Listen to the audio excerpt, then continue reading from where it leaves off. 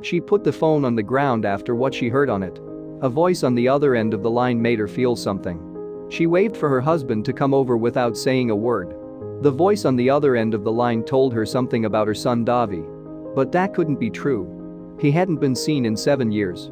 David Sneddon was a smart student who was looking forward to an exciting life. He loved different cultures and traveling, so he left the US for China to see a part of the world he had never seen before.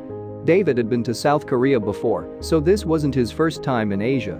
But nothing could have prepared him for what he would find when he got there.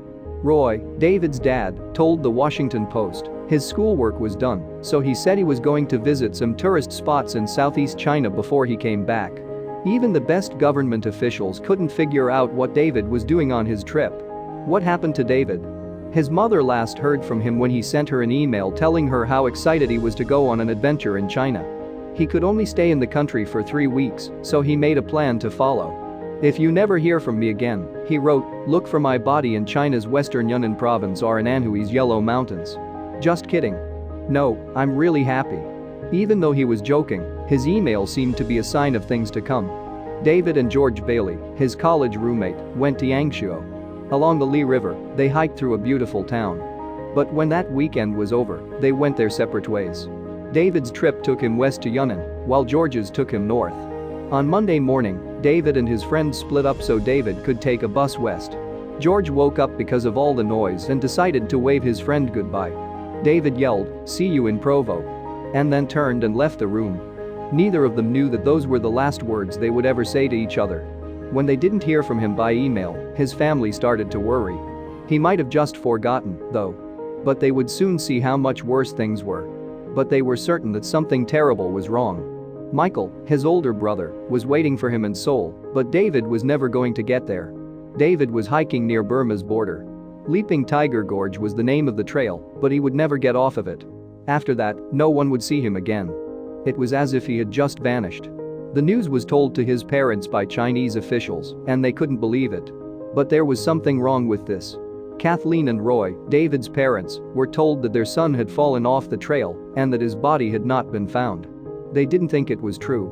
What they had just been told was unbelievable. The story didn't make sense to them. David's story wasn't over yet, this was just a start. Kathleen said, "There's no proof of that, none.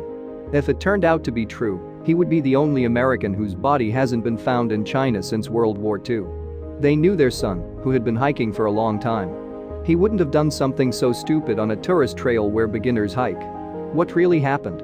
Roy was determined to find out what really happened to David, so he asked his other 2 kids, Michael and James, to help him.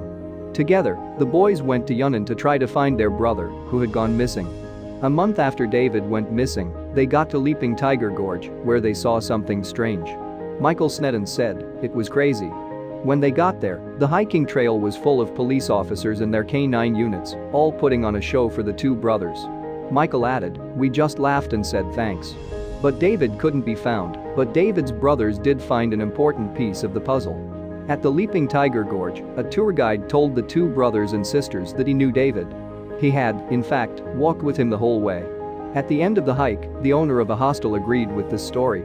David had stayed there, it seemed. All of the signs showed that David had made it to the end of the trail, but where was he now? The Sneddon family kept looking for anything to show that David was still alive. They showed pictures of him to the locals, and everywhere they went, they found more evidence that David had been there. The owner of a cafe in Shangri-La said he had met him and could even describe him, but then the trail went cold. Roy got the State Department of the United States to help. But from the point of view of the department, David had died in the gorge. What the Chinese government told them, they took as true. Roy and Kathleen couldn't do anything. They didn't get a strange call until 2011, 7 years after David went missing. Richard Kraft, an expert on North Korea and a powerful lawyer, was on the other end of the line. He told Kathleen that, from what he knew, all the facts about David's disappearance pointed to North Korea. He had been looking at how the North Korean government usually took people hostage, and all of the clues fit. What Kathleen was hearing shocked her. Kathleen says, "I just thought it was the silliest thing I'd ever heard." But Melanie Kirkpatrick, an expert on North Korea, didn't agree. "If you know how North Korea has treated foreigners in the past, it doesn't seem so crazy," she said.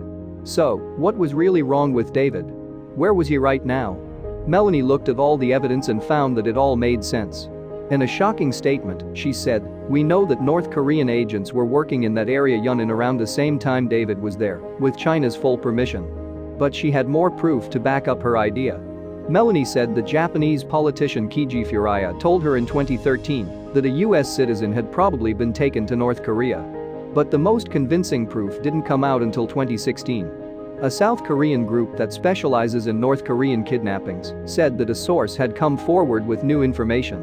Some people in Japan said that David had been kidnapped by North Korean officials and forced to teach Kim Jong-un English. Choi Sung-yong, who was in charge of the abductees' family union in Seoul, confirmed this information. Could what's being said be true? Sung-yong then said that David had changed his name and was now known as Yoon Bong-soo. He also said that David had married a woman named Kim Yoon-hye. Could that be why no one was able to find David? But there was one thing wrong with this information. The information Sung-yong gave came with a warning. He was only about 50% sure that it was true. David's parents couldn't risk getting their hopes up, only to find out that none of the things said about him were true. And even though the information wasn't reliable, there was something else that made the situation even more complicated.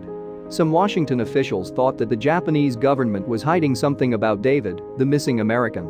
They thought that Seoul's abductees' family union was just spreading rumors about kidnapped Americans and bringing attention to David's case so that the US would step in and help kidnap Japanese people. The US State Department then said that all the evidence that had been found in David's case was only circumstantial. There is no credible information to support the idea that he has been taken, the US State Department said. What could David's parents do? Now, the Sneddons only had evidence that they thought was strong enough to convince them that David's disappearance had something to do with North Korea. At first, I thought North Koreans mistook him for someone who was trying to get North Koreans to leave, Roy Sneddon said. Still, the Sneddons weren't going to stop looking for their missing son. They decided to take the next step and try to get help from Congress. In June 2017, Mike Lee, a senator from Utah, and Chris Stewart, a representative from that state, asked the President of the United States to find clear answers. But while waiting and praying for a break in the case, the Sneddons found comfort wherever they could. Kathleen said, "I would be so happy if my son did anything to help North Koreans live a normal life." David had not been found as of March 2018. Even worse, no new information came up that could give a clear answer about where he was. But the Sneddons' search still goes on. Kathleen said, "As parents and a family, we can't give up. We have to keep looking."